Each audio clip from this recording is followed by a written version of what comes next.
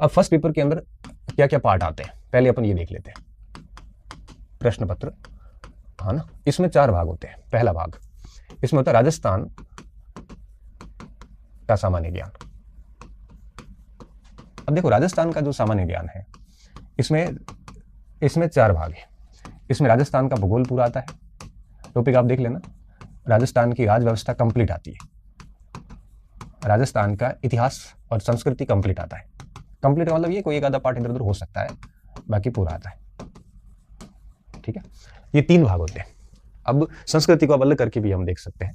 तो अब इसमें से जो राजस्थान का सामान्य ज्ञान है ये कुल आता है आपके 80 अंकों का। कितने अंक आते हैं? 80 अंक। 80 अंक का मतलब है 40 प्रश्न।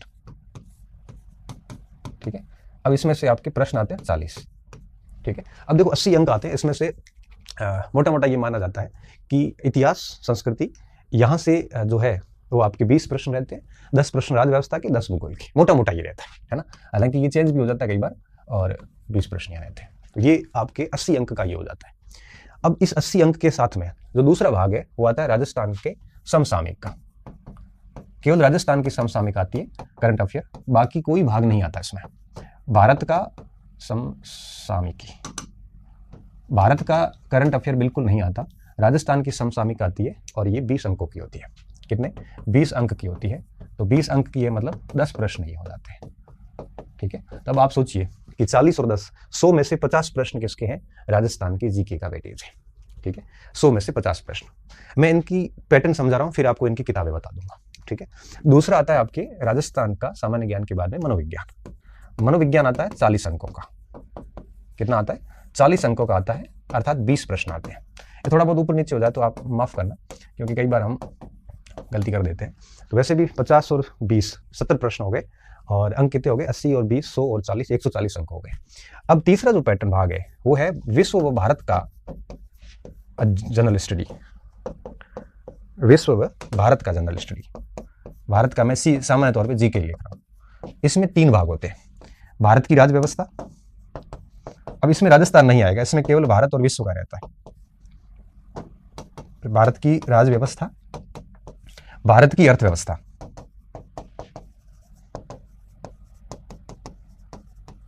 और भारत व विश्व का भूगोल। टॉपिक मेंशन्ड है, आप सिलेबस में आराम से देख लेना, है ना। मैं तो मोटा मोटा आपको बता रहा हूँ, विश्व भूगोल। और ये रहता है टोटल आपके 60 अंकों का। कितने अंक का रहता है? 60 अंक का रहता है, मतलब 30 प्रश्न आते हैं। ठीक है, 30 प्रश्न हो गए। तो देखो 30 और 20 50, और 50 ये टोटल 100 प्रश्न हो गए। अब ये 30 प्रश्न आते हैं तो अपन मान के चलिए मोटे मोटे कि भारत और विश्व का जो भूगोल है उसमें लगभग 10 प्रश्न, 10 अर्थव्यवस्था के, 10 राज्य व्यवस्था के, ऐसा मान के चलिए। हालांकि इसमें ऊपर नीचे होता रहता है, लेकिन ऑन एन एवरेज आप मान के चलिए 10-10 सवाल इनके आप ऐसे अनुमानित मान के चलिए। कई बार जैसे भारत और विश्व भूगोल में 10 की जगह 12 हो जाते हैं, तो ऊपर नीचे थोड़े बहुत हो जाते हैं। बट ये कोई ऐसा बहुत अच्छा क्लासिफिकेशन नहीं है कि नहीं इतने ही आते हैं। कम नीचे भी होते हैं, कम ऊपर भी हो सकते हैं, बट हाँ ये रहता इतना ही है। भारत का और विश्व का जीके 60 अंकों का ही आता है। ठीक है, और मनोविज्ञान 40 का ही आता है, और राजस्थान का सामान्य ज्ञान जो है वो पूरा 100 अंक का होता है, जिसमें 20 अंक करंट अफेयर्स के होते हैं और 80 अंक इनके स्टैटिक जनरल नॉलेज के होते हैं। इस तरह से पेपर डिजाइन किया गया है। तो 100 में से 50% तो राजस्थान ले जाता है, 40% जो है वो आपके मनोविज्ञान ले जाता है, और 60% सॉरी पीछे कितना बचा, 50% ये ले गया, और ये 20% ये ले गया 70, और 30% विश्व और भारत का भूगोल ले जाता है। ठीक है, इस तरह से 100% का पेपर हो जाता है। अब ये तो हो गया पेपर का पैटर्न। अब हम बात करते हैं कि इनके लिए कौन कौन सी पुस्तकें देखनी चाहिए। ठीक है, अब यहाँ पुस्तकें बताने में हमारे लिए बड़ा चैलेंज का विषय है, क्योंकि आज की तारीख में स्थिति ये है कि हर भाग की ऑथेंटिक बुक्स भी आती है, और हर भाग की गाइड भी आती है, और कई गाइड आती है। ठीक है, हर एक संस्था ने गाइड्स निकाल रखी है, नाथ ने निकाल रखी है, कलाम ने निकाल रखी है, चैवन प्रकाशन से भी आती है, और भी कई सारे निजी पब्लिशर्स है, दिंदवाल की भी आती है, और मुझे नाम कुछ याद छूट नहीं जाए, छूट गया तो कहीं सर आपने उसका नाम नहीं लिया, आपका उसके साथ में क्या है वो आपका ठीक आंकड़ा नहीं है। देखो मेरा कोई किसी से वित्तीय हित नहीं है, कई बार कोई नाम याद नहीं भी आता, क्योंकि मार्केट में आप भी समझ सकते हो इतने सारे संस्थान आ गए हैं, प्रकाशन आ गए हैं कि भूल जाते हैं, हम भी भूल जाते हैं। और हर दिन कोई न कोई संस्थान आता है, सब अपने अपने प्रयास करते हैं, करनी भी चाहिए, है ना। सब किताबें निकालते हैं तो ठीक है, वो मेहनत करते हैं, ऐसे तो कोई किताब निकलती नहीं है। सबने अपनी अपनी मेहनत उसमें डाली है, और इसलिए हमारे लिए थोड़ा सा एक द्वंद्व की स्थिति भी होती है, और थोड़ी भय डर की स्थिति भी होती है, क्योंकि जब हम किसी अच्छी किताब का नाम बता देते हैं तो बाकी वाले लेखक नाराज हो जाते हैं, और वो लेखक फिर क्या कहते हैं कि ये लोग हमसे जलते हैं इसलिए हमारा नाम नहीं लिया। फिर वो मेरे कोर्स की और उसकी गलत तरीके से पब्लिसिटी स्टार्ट कर देते हैं कि इनका कोर्स कोई काम का नहीं है, इनके कोर्स से उस किताब से पढ़ाया गया वगैरह वगैरह। बहुत सारे आपने सुने होंगे कई बच्चों से, उन्होंने इतना अधिक पढ़ा दिया जितना काम का नहीं है, उन्होंने जो है वो बहुत लिखवाया, इतना कौन लिखता है वगैरह वगैरह। कई सारी कमियां बता दी जाती है, खूबियां वो नहीं बताएं, खूबियां स्टूडेंट बताता है, रिजल्ट बताता है। फिर तो हमारे लिए थोड़ी सी रिस्क का काम है, परंतु आपके करियर से अधिक नहीं है वो। तो हम रिस्क लेंगे और आपको एक एक सारी पुस्तकें सजेस्ट करेंगे, ठीक है। तो अब हम क्या करते हैं, हम पहले राजस्थान के सामान्य ज्ञान पे बात करते हैं, ठीक है। ये कौन सा सोर्स यूज करना चाहिए मेरे अनुसार, ठीक। मैं आपको एक राजस्थान जी के आपको सिर्फ एक बिंदु ही कहूँगा कि आप जो है हर बार की एक से अधिक किताब मत रखना बस, है ना। और एक से अधिक किताब रखोगे तो उसका आपको लॉस है, और किताब चेंज भी मत करो, आपके पास जो है वो पढ़ते रहने दो। लेकिन राजस्थान जी के में मैं एक एक की बात करूँ। सबसे पहले मैं बात हूँ जियोग्राफी में, राजस्थान का भूगोल, केवल राजस्थान का ज्योग्राफी आएगा इसमें। देखो नया पुराना कुछ भी नहीं, आप बिल्कुल चिंता ना करें कि ये नया है ये पुराना है, भूगोल वही है, सारा कुछ वही, कुछ भी नया नहीं है, ठीक है। यहाँ कई सारी किताबें आती है। देखो अगर मैं ऑथेंटिक किताबों की बात करूँ, ऑथेंटिक, तो देखो हरिमोहन सक्सेना की आती है जो बिल्कुल अभी हाल फिलहाल अपडेट है नहीं, तो इसको तो मैं अभी सजेस्ट नहीं कर पाऊंगा क्योंकि अपडेट नहीं है। थोड़ा बहुत अपडेट बहुत जरूरी होता है, हाल फिलहाल अपडेट में आई नहीं, और कोई नई अपडेट आई है तो आप देख सकते हो उसको, लेकिन उसमें फैक्चुअली थोड़ा कम है और थोड़ा सा ठीक नहीं रहता, ज़्यादा डिफिकल्ट हो जाती है। फिर आती है गाइड की श्रेणी में। गाइड की श्रेणी में आजकल देखो एक तो नाथ आती है, ठीक है, एक आती है बिंदवाल की, और एक आती है संकल्प की, गंगानगर की, संजय चौधरी, है ना। ये ठीक आती है किताब, मैंने देखी इसको थोड़े दिन पहले, तो मुझे वो ठीक लगी, है ना। संकल्प नाम के कई और फर्जी इंस्टीट्यूट भी है, ये मैं संजय चौधरी की बात कर रहा हूँ, गंगानगर से, ठीक, उनकी किताब भी अच्छी है। ये 3 किताबें मुझे ठीक लगी, और बाकी मैंने किताब कोई भी देखी नहीं, सही बता रहा हूँ। 3 किताबें मार्केट में आजकल चल रही है, और अगर कॉलेज लेक्चर में अभी जैसे पेपर आया उसकी मैं परफॉर्मेंस की बात करूँ राजस्थान भूगोल के अंदर, तो कितने 20-22 प्रश्न आए थे टोटल, जिसमें से 18-19 प्रश्न लगभग सभी में आए थे, ठीक है। अब पहली मेरी सलाह ये है, इन तीनों में से आपके पास जो भी एक किताब है वो रखिए, नहीं लाने की जरूरत नहीं है, बिल्कुल नहीं लानी। और मैं बड़े भरोसे के साथ कह सकता हूँ कि आपके रूम में इनमें से कोई एक किताब तो होगी ही होगी। ये नहीं है कोई और भी है वो भी चलने दीजिए, ठीक है, नहीं लाने की जरूरत नहीं है, क्योंकि भूगोल के सिंपल प्रश्न आते हैं और आपकी किताबें से हो जाएंगे, और अन्य आप लिख सकते हो, तो जो भी आपके पास है वो रहने दीजिए। आप नई किताब मत लाना, मैं घर के हिसाब से सलाह दे रहा हूँ। अगर आप बिल्कुल नए हैं और आपके पास में कोई किताब नहीं है, आज ही तैयारी शुरू कर रहे हैं, आपको लगता है कि मुझे एक किताब लानी है, तो आप मार्केट में ये तीनों किताबें देख लेना, और तीनों की जो भी आपको भाषा पसंद आती है वो आप ले लेना। मैं इतना दावे के साथ कह सकता हूँ, जितने इसमें सवाल आएंगे उतने इसमें आएंगे। अब आपको जो पसंद आती है वो ले लीजिए, ठीक है, आपको जो ठीक लगती है भाषा वो ले लीजिए, तीनों एक जैसी है, ठीक है। और इसमें अंतर करना मेरे लिए बहुत मुश्किल का काम है, क्योंकि देखो नाथ ने लोग लिखा है, बहुत टू द पॉइंट लिखा है, उसने बहुत एक्स्ट्रा नहीं लिखा, और इन्होंने क्या किया, नाथ ने अपडेटेड भी लिखा है, जो जो चीजें महत्वपूर्ण थी सारी डाल दी, और जो कुछ एक्स्ट्रा था वो सारा हटा दिया, पॉइंट टू पॉइंट लिखा है, तो ये थोड़ी साइज छोटी पड़ेगी, पढ़ने में आसानी रहती है। जिंदवाल ने क्या किया, बहुत एक्स्ट्रा डाल दिया, कुछ जगह इतना एक्स्ट्रा डाल दिया जिसका कोई सेंस भी नहीं है, और प्रमाणिक पुस्तकों में भी उसका स्रोत नहीं मिलता, ठीक है, कुछ ऐसी चीजें डाल दी, कुछ त्रुटियां भी देखने को मिल जाती है, तो इससे तो ज्यादा थोड़ा ये ठीक रहता है नए बच्चे के लिए।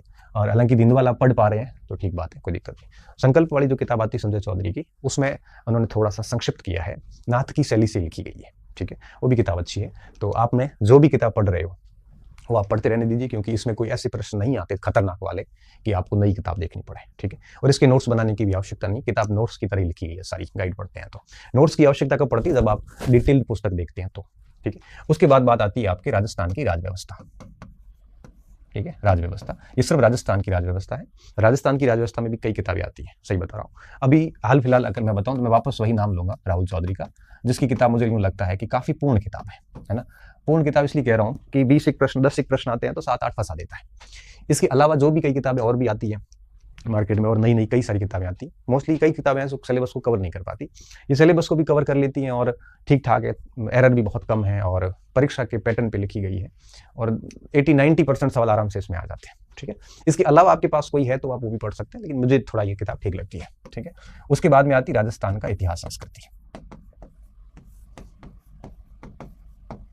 अब देखो इतिहास और संस्कृति की अगर मैं बात करूं तो इतिहास और संस्कृति की हालत क्या है अभी, हालत ये है कि मार्केट में वापस मैं वही बात कर रहा हूँ कि नाथ भी आती है और दिंदवाल भी आती है, अच्छा इसमें एक सिखवाल भी आती है ना, तो वो भी आपको ठीक लगे तो वो भी आप रख सकते हो, ऐसा कुछ भी नहीं।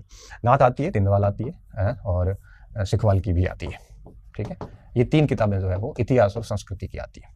अब इन तीनों का मैं थोड़ा थोड़ा बता देता हूँ। नाथ वापस मैं वही कहूँगा कि टू द पॉइंट लिखी गई है। और अभी राजस्थान का जो पेपर हुआ इतिहास का कोले लेक्चर का, उसमें इसका प्रदर्शन ठीक था, मतलब 50 में से लगभग 40 एक सवाल इन्होंने फंसा दिए थे। दिंदवाल की जहां तक बात है, इन्होंने बहुत एक्स्ट्रा लिख लिया है, जितना परीक्षक ठीक से बच्चा पढ़ नहीं पाता, तो वो भी ठीक है। सिखवाल एवरग्रीन दिंदवाल की तरह ही एक्स्ट्रा लिखता है, कम नहीं लिखता। इसके अलावा भी किसी के पास लक्ष्य होगी, है ना, किसी के पास में पनोरमा होगी, और भी मैं कह रहा हूँ ना, मार्केट में इतनी गाइड्स आ गई है कि हमारे लिए बताना सच में मुश्किल हो गया। कैसे मुश्किल हो गया? जैसे कोई बच्चा पनोरमा पढ़ रहा है, 5 बार पढ़ रखी है, अब हम रणनीति कुछ बताते हैं तो मैं कहता हूँ जैसे आप नाथ ले लो, अब बच्चा कहेगा सर मेरे पास पनोरमा है, क्या मैं पनोरमा छोड़ के नाथ लेके आ जाऊँ? बच्चे बेचारे बड़े भोले होते हैं, ठीक है, वो बड़े कंफ्यूज हो जाते हैं। इसलिए मैं कह रहा हूँ कि आपके पास जो भी किताब है उसी को पढ़िए, है ना, उसी को पढ़िए आप, और कोशिश ये कीजिए कि चेंज मत कीजिए आप। और आपके पास कोई किताब नहीं है तो इनमें से एक आदमी देख लो और लेके आ जाओ, और कोशिश यही करो कि छोटी किताब लाओ, क्योंकि बड़ी किताबें फिर पढ़ी नहीं जाती। जैसे पनोरमा है तो इतना सारा लिखा है कि व्यक्ति हालत खराब हो जाती है। लक्ष्य इतनी मुझे अपडेट लगी नहीं, सही बता रहा हूँ, ठीक है। सिखवाल काफी रंगीन, दिंदवाल भी ऐसी टाइप ठीक है, और नाथ की किताब तो ठीक है, शॉर्ट में आती है, अच्छी किताबें आती है, और पवन जी ने काफी संक्षिप्त में ठीक लिखा है, ठीक है। तो इन तीनों में से कोई भी आपको ठीक किताब लगती है रख लीजिए। अगर आपके पास इसके अलावा कोई और किताब है तो वो भी पढ़ सकते हैं, ठीक है। अच्छा, आप सोचते हो कि इतिहास और संस्कृति की हमें बहुत डिटेल में पढ़ना है, तो संस्कृति का तो डिटेल से पढ़ने की जरूरत नहीं है, आप नाथवाद से देख लेना, ठीक है। इतिहास अगर डिटेल में पढ़ना चाहते हैं तो आप आरपी व्यास को ले सकते हैं, दोनों भाग इसके, है ना, 1818 से लेकर 1947 तक 1 और 2 दोनों पार्ट कवर हो जाते हैं। इससे बढ़िया कोई किताब नहीं है, ये आधुनिक की है। और प्राचीन और मध्यकाल के लिए आप आरपी शर्मा एंड पावा को ले सकते हैं, है ना, शर्मा पावा की अच्छी किताबें और ये बढ़िया किताबें हैं। बाकी तो राघवेंद्र मोहन नीरज और जय सिंह नीरज वगैरह, हुकुमचंद जैन, बहुत सारी किताबें आती है। ये डिटेल है, और इसमें क्या है, ये सब आपके जब बहुत तैयार हो तब आप ये पढ़ सकते हो, और आपको लगता है कि बहुत टाइम है तब आप पढ़ सकते हो, है ना, कम टाइम के लिए गाइड से ठीक रहती है वैसे। और तो दिंदवाल देख सकते हैं आप इसमें, इतिहास में सिखवाल भी देख सकते हैं, आपके पास जो भी किताबें आप देख सकते हैं। राजव्यवस्था में राहुल चौधरी का बता दिया है, और जियोग्राफी में मैंने आपको बता दिया है। इतिहास संस्कृति की बात हो गई, ठीक है। खूब टाइम है, अपने इतिहास अच्छा खासा है तो आप इसको पढ़िए, मैं तो कहता हूँ ये ऑथेंटिक किताब है। इतिहास संस्कृति के सवाल भी काफी अच्छे आते हैं, तो ठीक पढ़ोगे तो ठीक नंबर भी आ जाएंगे। बट ऐसा भी नहीं है कि आप केवल आप इस पे काम करो और बाकी का पोर्शन छूट जाए, ये गलती भी नहीं करिए आप, ठीक है। उसके बाद आती बात समसामयिक की। अब देखो, समसामयिक का मामला कुछ यूं है कि राजस्थान का याता केवल, और मुझे लगता है मुमल है या लक्ष्य है ना, इसमें आप है वो मंथली पढ़ सकते हो, छोटा छोटा अखबार भी पढ़ता रहे तो आराम से हो जाता है, ठीक है। तो ये राजस्थान के पैटर्न में भूगोल, राजव्यवस्था, इतिहास संस्कृति, समसामयिक 100 नंबर का इसमें आ जाता है। और इसके अभ्यास के लिए आपको दिशा की किताबें अच्छी आती है, अभ्यास इससे भी कर लीजिए। नाथ की किताबें भी अभ्यास के लिए आज करा रही है, उससे भी आप अभ्यास कर सकते हैं। और भी कोई आती होगी आपकी दृष्टिकोण में होगी, मुझे याद नहीं आ रही, तो वो भी ठीक किताब है। अभ्यास में तो आप सारी किताबें लेके आइए, मैं तो ये कहता हूँ। एक का अभ्यास करने के बाद दूसरी उठा के फिर उससे अभ्यास कीजिए, तीसरी से अभ्यास कीजिए। अभ्यास तो जितना अधिक करोगे ना उतना फायदेमंद है, नुकसान वाली बात नहीं है, ठीक है। ये देख सकते हैं। अगर आप कह रहे हो कि हमारे पास किसी कोचिंग के नोट्स हैं तो ठीक है, आप नोट्स पढ़ लीजिए और देख लीजिए, एक बार किताब को भी साथ में देख लीजिए। अगर आपको लगता है कि नोट्स में सफिशिएंट है तो किताबों की जरूरत नहीं रहेगी। अगर आपको लगता है कि नहीं, नोट्स सफिशिएंट नहीं पढ़ रहे हैं, पुराने प्रश्न भी कवर ठीक से नहीं हो रहे हैं, तो आप किताब भी ले लीजिए। यहाँ आपको अपना थोड़ा सा विवेक यूज करना पड़ेगा, क्योंकि नोट्स का मुझे नहीं पता ना कि किस संस्थान में कैसा पढ़ाया गया है। अब ये नोट्स हमने देखे नहीं है, अब मुझे नहीं पता ना किस संस्थान ने किस लेवल का पढ़ाया। मैं ऐसे तो कहीं भी कह ही नहीं सकता कि नोट सफिशिएंट है। वो संस्थान और शिक्षक पे डिपेंड करता है किस शिक्षक के लिखवाए हुए नोट्स है। अगर शिक्षक परफेक्ट है, उसका ट्रैक रिकॉर्ड शानदार है, तो ठीक है, नोट्स पे रहिए आप। मैं मेरी गारंटी ले सकता हूँ, सबकी तो नहीं ले सकता, ठीक है। वो आप देख लेना, पुराने पेपर्स देख लीजिए, और पुराने पेपर में अगर आपको 80-90% सवाल नोट्स से मिल रहे हैं तो ठीक है, नोट्स पढ़ते रहिए। अच्छा, खुद नहीं बनाइए नोट्स तो और भी बेस्ट है, फिर तो आपको किताब की भी आवश्यकता नहीं। अब मार्केट से कहीं उठा के ले आते हैं, खरीद के ले आते हैं, तो फिर आप एक बार चेक कर लेना कि पुराने पेपर्स को कवर करने। नोट्स खाली इतिहास संस्कृति के काम कर सकते हैं, बाकी राजव्यवस्था की तो आपको किताबी पढ़नी पड़ेगी, और ज्योग्राफी में भी किताबी पढ़नी पड़ेगी। ज्योग्राफी के नोट्स वगैरह काम किस लिए नहीं होते, ज्यादा अपडेट समय समय पे मांगते हैं, अपडेट संस्थान जितना कर नहीं पाती, क्योंकि पुराने नोट्स चल रहे होते हैं। कोई गलती है तो भी ठीक नहीं होती, क्योंकि एक बार नोट्स मार्केट में निकल गया फिर वो सर्कुलेट होता रहता है। मास्टर तो सही भी करवा देता है, लेकिन वो नोट्स में कैसे सही हो पाएगा, ठीक है। तो ये थोड़ा सा आप देख लेना। तो फर्स्ट पेपर में ये सब ठीक है, आप एक एक पार्ट को बढ़िया तैयार कर सकते हैं, ठीक है। राजस्थान जीके पे ज़्यादा जोर दीजिए, क्योंकि यहाँ पे 100 प्रश्न आएंगे, 200 अंक है टोटल, 100 प्रश्न नहीं, 100 अंक, 50 प्रश्न आएंगे 100 में से। इन 50 प्रश्न पे खूब काम कीजिए, ताकि यहाँ से प्रश्न गलत होने के चांसेस ना रहें। और ये ऐसा भाग है जिसको आपने पहले भी पढ़ रखा होता है, तो उसको और शार्प करने की आवश्यकता है।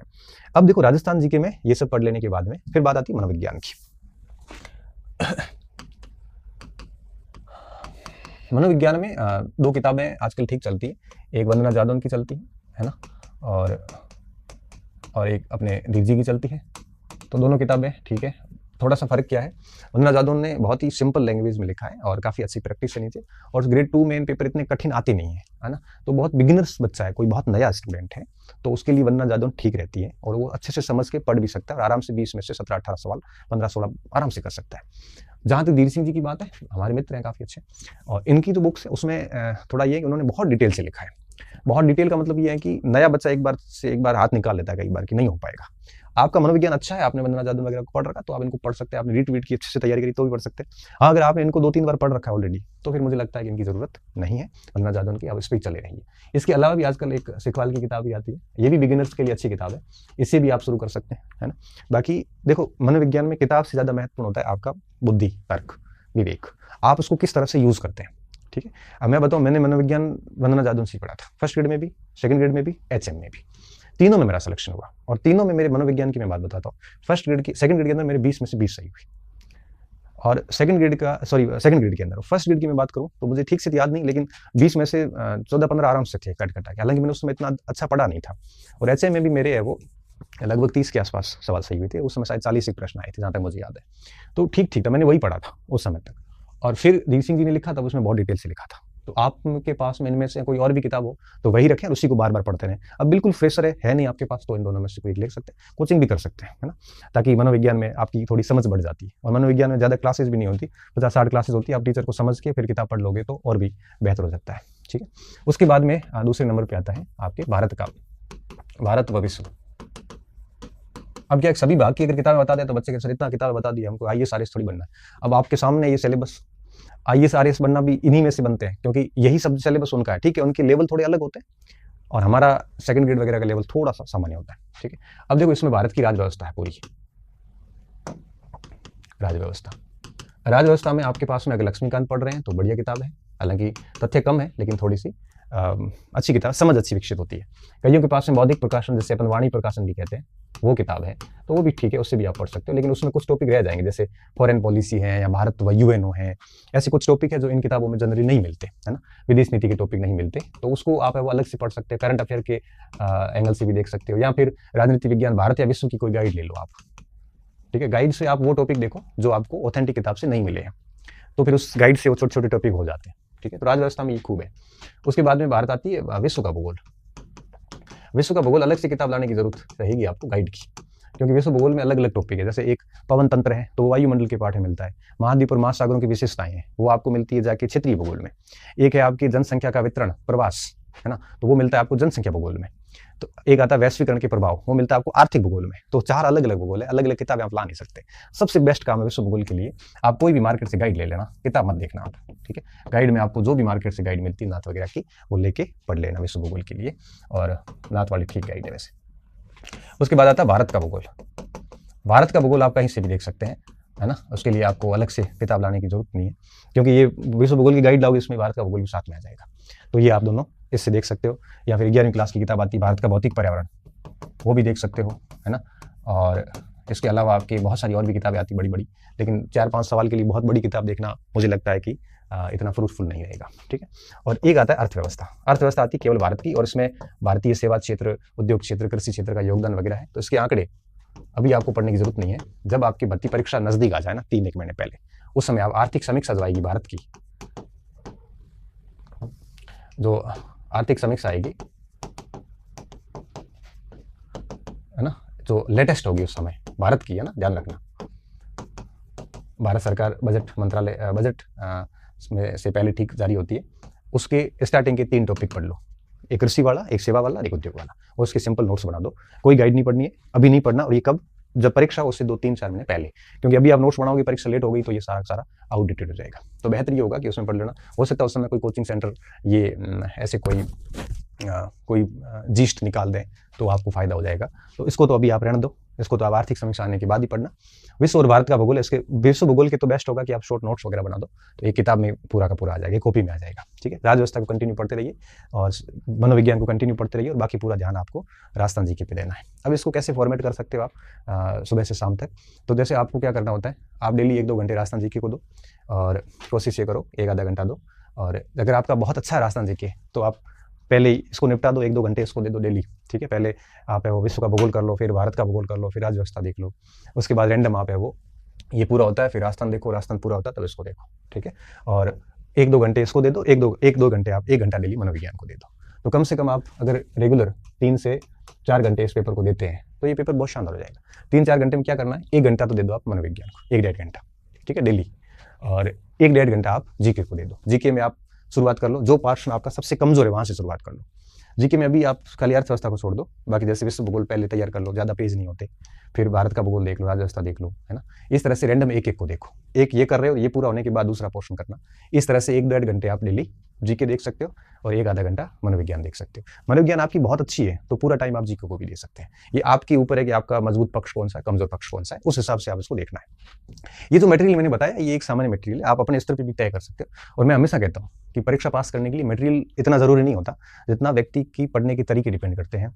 एक स्टूडेंट की जो समर्पण है अपने टारगेट के प्रति वो डिपेंड करता है, एक स्टूडेंट का अपने कंटेंट पे भरोसा है वो डिपेंड करता है, एक उसकी नियमितता डिपेंड करती है और उसकी रणनीति डिपेंड करती है। मैटर डिपेंड नहीं करता, क्योंकि यही मैटर पढ़ के पहली रैंक भी आती है, यही मैटर पढ़ के बच्चे फेल भी होते हैं। तो मैं कह रहा हूँ कि आपको बहुत स्पष्ट कह रहा हूँ कि इनकी सबकी एक एक सेगमेंट ही आपके पास होना चाहिए, एक एक गाइड होनी चाहिए या किताब होनी चाहिए, बहुत अधिक मत लाना, ठीक है। अब आपने ये कर लिया, ठीक है। तो ये मैंने आज के सोर्स बता दिए फर्स्ट पेपर के और ये भी बता दिया। अब बात आती है टेस्ट सीरीज या अभ्यास की, ऑनलाइन ऑफलाइन पर बाद में बात करते हैं। अब जैसे ही आपका अच्छा इसके अभ्यास की मैं बात करूँ ना, तो इनके अभ्यास की अलग से किताबें नहीं आती। वंदना जादव ने इनकी अलग से एक साइकोलॉजी की किताब आती है, उससे अभ्यास कर लेना। और इनका अलग से तो कुछ नहीं आता, इसको आप बार बार पढ़ते रहिए, या कोई टेस्ट सीरीज होती है टेस्ट सीरीज ज्वाइन कर लीजिए। तो कोई एक बार कोर्स हो जाने के बाद में टेस्ट सीरीज ज्वाइन होगी तो ज़्यादा बेहतर रहेगा, ठीक है। तो इस हिसाब से आप टेस्ट सीरीज कर लेना, अभ्यास ऐसे हो जाएगा।